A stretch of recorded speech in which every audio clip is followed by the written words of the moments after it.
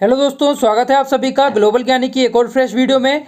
दोस्तों, आपकी कक्षा 8 का जो विज्ञान विषय का पेपर है उसके आंसर आपको यहाँ पर बताए जा रहे हैं। तो आपके मार्च माह की जो वर्कशीट रहेगी विज्ञान विषय की, उसके आंसर आपको एक एक करके यहाँ से नोट करना है। तो सबसे पहले यहाँ पर आपका नाम पूछा गया है, तो आपको अपना नाम यहाँ पर लिख देना है। इसके बाद आपके पिता का नाम यहाँ पर पूछा गया है, तो अपने पिता का नाम आप यहाँ पर लिख देंगे। इसके बाद दोस्तों साला के नाम में आपको अपने साला का नाम यहाँ पर लिख देना है। कक्षा में दोस्तों आपको कक्षा 8 यहाँ पर लिख देना है। इसके बाद हम आपके एक एक करके सभी क्वेश्चंस के आंसर देखेंगे। तो अगर आपने चैनल को अभी तक सब्सक्राइब नहीं किया है तो सब्सक्राइब करके बेल आइकन को इनेबल करेंगे। इससे दोस्तों आपके बाकी सब्जेक्ट की जो वीडियो रहेंगी वो भी आपको मिल जाएंगी। तो प्रश्न क्रमांक 1 है दोस्तों, यहाँ पर आपसे पूछा गया है, एक औजार बनाते समय कोई लोहार लोहे के गर्म टुकड़े को हथौड़े से बार बार ठोकता है, इस प्रकार लोहे के टुकड़े को शीट में परिवर्तित कर देता है। तो बताइए दोस्तों, आपको यहाँ पर कुछ क्वेश्चन पूछे गए हैं। लोहे के टुकड़े का चपटी शीट में परिवर्तित हो जाना वस्तुओं के किस गुण को दर्शाता है? तो इसका जो आंसर रहेगा दोस्तों वह रहेगा आघात वर्धनीयता। तो इसका आप आंसर लिख देंगे आघात वर्धनीयता। इसके बाद दोस्तों हम नेक्स्ट आपका क्वेश्चन देखेंगे। तो यहाँ पर दोस्तों जो आपका अगला वाला क्वेश्चन रहेगा, यहाँ पर पूछा गया है आपसे, लोहे को टुकड़े को पीट पीट कर शीट बनाने में लोहार के द्वारा लगाया गया बल किस प्रकार का बल होता है? तो इसका आंसर लगाएंगे आप सेकंड वाला, पेशीय बल।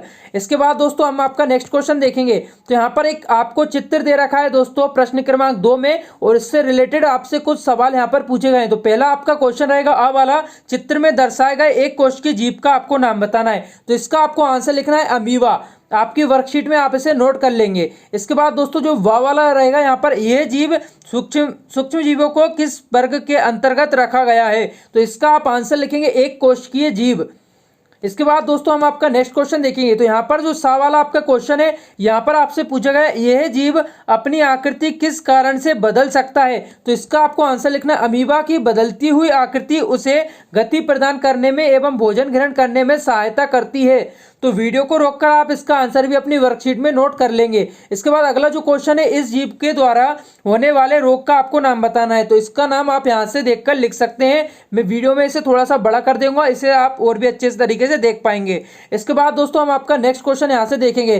तो यहाँ पर आपका जो अगला वाला क्वेश्चन है दोस्तों, यहाँ पर प्रश्न क्रमांक 3 आपका चालू होता है। तो यहाँ पर दिए गए चित्र को आपको नामांकित करना है। तो यहाँ पर दोस्तों मानव नेत्र का आपको चित्र दे रखा है, इसमें आपको विभिन्न भागों के नाम बताना है। तो यहाँ से देखकर आपको इसे नोट कर लेना है। मैं इसे थोड़ा सा बड़ा कर दूंगा जिससे आप इसे और भी अच्छी तरीके से देख पाएंगे। तो एक एक करके सभी के नाम आपको अपनी वर्कशीट में यहाँ से लिख लेना है। इसके बाद दोस्तों हम आपका नेक्स्ट क्वेश्चन यहाँ से देखेंगे। तो यहाँ पर जो बा वाला क्वेश्चन है, यहाँ पर आपसे पूछा गया, मान लीजिए आप एक अंधेरे कमरे में हैं, क्या आप कमरे में रखी वस्तु को देख सकते हैं? यदि नहीं तो इसका कारण आपको बताना है। तो इसका दोस्तों आप उत्तर यहां से देखकर लिख लेंगे अपनी वर्कशीट में। इसके बाद हम आपका नेक्स्ट क्वेश्चन देखेंगे। तो यहाँ पर दोस्तों जो सा वाला क्वेश्चन है, यहाँ पर आपको एक टेबल दे रखी है। तो यहाँ पर दोस्तों आपको टेबल को कुछ इस तरीके से कंप्लीट करना है। यहाँ पर आपको बताना है लकड़ी की मेज 2 है दोस्तों, उसके सामने आपको लिखना है विस्तृत परावर्तन। इसके बाद दर्पण के सामने आपको लिखना है नियमित परावर्तन, और गत्ते के जो पृष्ठ है उसके सामने आपको लिखना है विस्तृत परावर्तन। इसके बाद स्टील की जो थाली है उसके सामने आपको लिखना है नियमित परावर्तन। इस तरीके से आपको इस क्वेश्चन को अपनी वर्कशीट में पूरा कर लेना है। अब दोस्तों यहाँ पर हम आपका नेक्स्ट क्वेश्चन देखेंगे। तो प्रश्न क्रमांक 4 में आपको एक आकृति दे रखी है इस तरीके से, और इसके बारे में कुछ आपसे क्वेश्चन पूछे गए हैं जिनका जवाब आपको अपनी वर्कशीट में लिख लेना है। तो यहाँ पर दोस्तों जो चौथे का पहला वाला है आ वाला, यहाँ पर आपसे पूछा गया है, चित्र में दर्शाई गई व्यवस्था में बल्ब क्यों नहीं जला? इसके 3 संभावित आपको कारण बताना है, जो कि दोस्तों क्या कारण यहाँ पर हो सकते हैं। तो पहला दोस्तों क्या हो सकता है, यहाँ पर आप देख सकते हैं बल्ब दोस्तों जो है वो फ्यूज हो सकता है। इसके अलावा सेल से धारा प्रभावित ना हो रही हो, ये भी दोस्तों एक कारण हो सकता है। इसके बाद जो थर्ड रहेगा, परिपथ में तारों का संयोजन हो सकता है दोस्तों ढीला हो, इसकी वजह से हो सकता है बल्ब यहाँ पर ना जला हो। तो ये 3 कारण आप यहाँ पर लिख सकते हैं। इसके बाद दोस्तों हम प्रश्न क्रमांक ब देखेंगे, अशुद्ध जल को विद्युत का चालक बनाने के लिए हम क्या कर सकते हैं? तो इसका आंसर आपको यहाँ पर लिख के बता दिया गया है। इसके बाद दोस्तों जो सा वाला आपका रहेगा, खेतों में जल देने की आपको धुआं धोनी की विधियों का आपको नाम बताना है। तो यहाँ पर दोस्तों ड्रिप द्वारा और पाटीदार सिंचाई विधि आपको यहाँ पर इसका आंसर लिखना होगा। इसके बाद दोस्तों हम आपका नेक्स्ट क्वेश्चन देखेंगे। तो यहाँ पर प्रश्न क्रमांक 5 में एक तालिका आपको दे रखी है। यहाँ पर आपसे पूछा गया है, नीचे दी गई सारणी में कुछ वाद्य यंत्रों के नाम दिए गए हैं। यदि प्रत्येक वाद्य यंत्र के सामने ध्वनि उत्पन्न करने वाले उसके कंपन मान मुख्य भाग का नाम लिखिए। तो यहाँ पर दोस्तों जो भी यहाँ पर वाद्य यंत्र आपको दे रखे हैं उनके सामने उनके कंपनमान जो भाग हैं उनके नाम आपको बता दिए गए हैं। इससे आपको अपनी वर्कशीट में यहाँ से नोट कर लेना है। तो वीडियो को रोककर एक एक करके आप सभी भागों के नाम यहाँ पर लिख देंगे। इसके बाद दोस्तों हम आपका नेक्स्ट क्वेश्चन यहाँ से देखेंगे। तो अगला जो क्वेश्चन है यहाँ पर, ध्वनि प्रदूषण मानव के लिए किस प्रकार हानिकारक है, अपने शब्दों में आपको लिखना है। तो इसका कारण आप क्या लिखेंगे। एक तो दोस्तों देखिए, ध्वनि प्रदूषण मानव के लिए स्वास्थ्य समस्या उत्पन्न करती है, जैसे अनिद्रा और तनाव। इसके बाद दोस्तों नेक्स्ट आप लिखेंगे, ध्वनि जो व्यक्ति है दोस्तों, व्यक्ति के सुनने की क्षमता स्थायी रूप से कम हो जाती है। इसके बाद दोस्तों आपका जो नेक्स्ट क्वेश्चन रहेगा प्रश्न क्रमांक 6। तो यहाँ पर भी आपसे कुछ क्वेश्चन पूछे गए हैं। तो इन क्वेश्चंस का आंसर आपको यहाँ से इस तरीके से लिखना है। देखिए, जूतों के सोल एवं कारों, ट्रक आदि के टायर खातेदार क्यों बनाए जाते हैं, इसका कारण आपसे पूछा गया है। तो यहाँ पर दोस्तों आप देखेंगे, जूतों के जो तले होते हैं एवं कारों, ट्रक आदि के टायर होते हैं वो दोस्तों जो होते हैं खातेदार होते हैं। तो इसका दोस्तों जो कारण होता है वो यहाँ पर लिख के बताया गया है, क्योंकि यहाँ पर तल जो होता है दोस्तों फर्श से अच्छी तरह से पकड़ रखे, जिसके कारण अच्छी तरह से चला जा सके, क्योंकि दोस्तों इसके माध्यम से आप जो है फिसलते नहीं है। तो इसका कारण आपको यहाँ से लिख लेना है। इसके बाद दोस्तों अगला जो क्वेश्चन है उसका आंसर भी आपको यहाँ से लिख लेना है, बा वाले का, जो कि यहाँ पर बता दिया गया है। जूतों के सोल किस कारण से घिस जाते हैं। तो दोस्तों जूतों के जो सोल होते हैं वो घर्षण के कारण घिस जाते हैं। इसके बाद नेक्स्ट जो आपका रहेगा, वाहनों के टायर किस पदार्थ के बनाए जाते हैं। तो इसका आपको आंसर लिखना है दोस्तों, सेकंड वाला, रबड़। इसके बाद हम आपका नेक्स्ट क्वेश्चन देखेंगे। तो यहाँ पर दोस्तों आपको प्रोजेक्ट कार्य दे रखा है।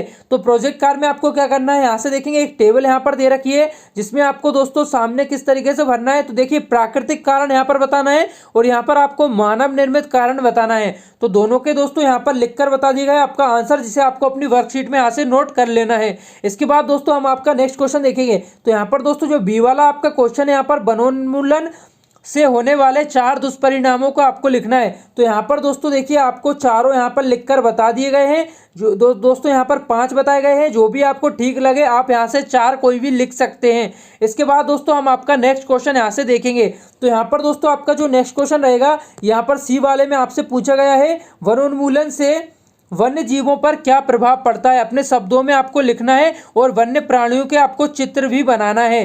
तो इसका दोस्तों यहाँ पर आपको एक बॉक्स दे रखा होगा आपकी वर्कशीट में, यहाँ पर आपको कुछ वन्य जीवों के चित्र बनाना है, उनके बारे में आपको लिख देना है। इसके बाद दोस्तों आपका जो नेक्स्ट क्वेश्चन रहेगा वो हम यहाँ पर देखेंगे। तो यहाँ पर दोस्तों देखिए, डी वाले में आपसे पूछा गया है, राष्ट्रीय उद्यान किसे कहते हैं, मध्य प्रदेश में स्थित किन्हीं 2 राष्ट्रीय उद्यानों के आपको नाम यहाँ पर लिखना है। तो ऐसे उद्यान इसके लिए बनाया जाता है ताकि जो लुप्त प्राय पक्षी और जानवर हैं उनका संरक्षण किया जा सके।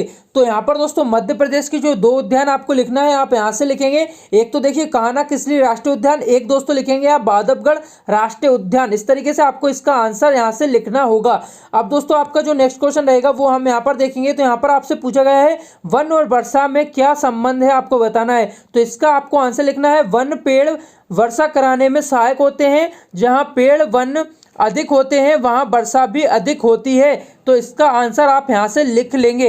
इसके बाद दोस्तों आपका जो नेक्स्ट क्वेश्चन है वो हम देखेंगे यहाँ पर। तो एफ वाले में आपसे पूछा गया है, हमें कागज की बचत क्यों करना चाहिए, उन कार्यों की सूची बनाइए जिनके द्वारा आप कागज की बचत कर सकते हैं। तो दोस्तों आप कागज की जो बचत है वो किस तरीके से कर सकते हैं वो यहाँ पर आपको बता दिया गया है, आपको यहाँ से नोट कर लेना है वीडियो को रोककर। तो सभी क्वेश्चंस के आंसर आपको वीडियो को रोक कर एक एक करके नोट करना है।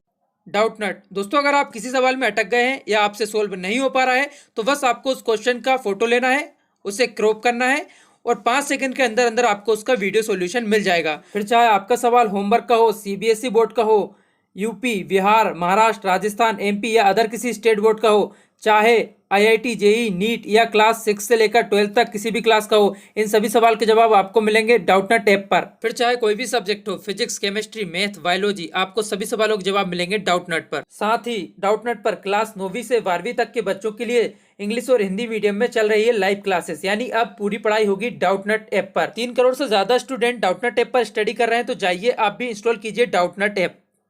इसके बाद दोस्तों आपका जो नेक्स्ट क्वेश्चन है, यहाँ पर आपसे पूछा गया, समतल दर्पण के सामने विभिन्न कोणों के आपतित किरण के लिए परावर्तित कोणों की गणना कर आपको नीचे बताना है। तो दोस्तों आपको यहाँ पर देखिए एक तरफ लिखा है आपतन कोण, दूसरी तरफ लिखा है परावर्तन कोण। इसके बाद दोस्तों यहाँ पर आपको रेखा चित्र इस तरीके से यहाँ पर बनाना है। तो वीडियो को रोककर आप इसे भी नोट कर लेंगे अपनी वर्कशीट में। तो दोस्तों ये जो थे आपके यहाँ पर विज्ञान विषय के आंसर थे। उम्मीद करता हूँ वीडियो आपको अच्छी लगी होगी दोस्तों। तो वीडियो को लाइक करके शेयर जरूर करिएगा और वीडियो देखने के लिए आप सभी का बहुत बहुत धन्यवाद।